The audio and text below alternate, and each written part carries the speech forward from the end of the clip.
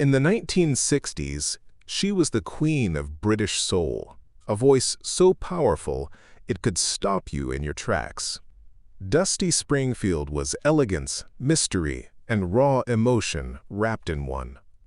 But behind the glamour, behind the accolades, lay a story of frustration, loneliness, and a decade she would come to despise. This is the untold story of Dusty Springfield's worst years in music.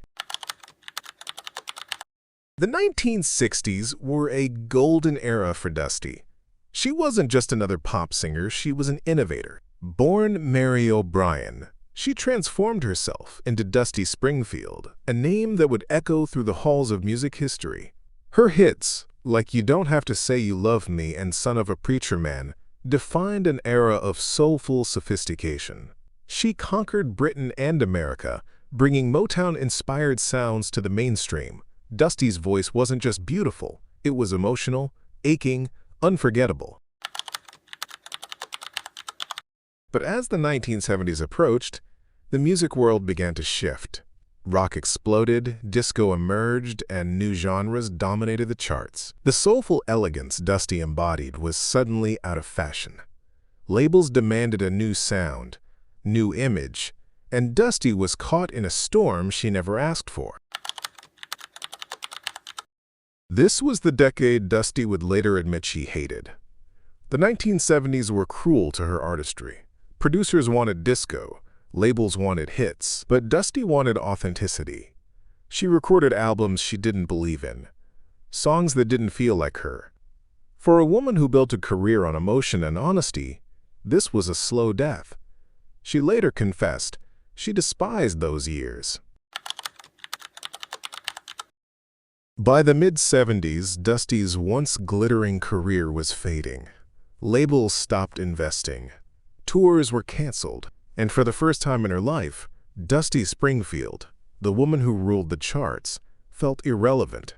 In her own words, "I hated it. The music, the industry, even herself." But the struggle wasn't just musical, it was personal. Dusty battled anxiety, depression, and the crushing expectations of fame. She was deeply private, yet constantly under public scrutiny. Her sexuality was whispered about in an era that wasn't kind to difference. To numb the pain, Dusty turned to alcohol, prescription drugs, and isolation. Every failed album, every bad review, chipped away at her spirit. By the late 70s, Dusty had disappeared from the spotlight. She moved between the UK and the US, trying to find peace, but sinking deeper into despair.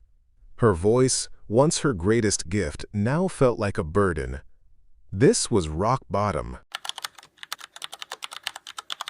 Then, in 1987, a miracle. The Pet Shop Boys called.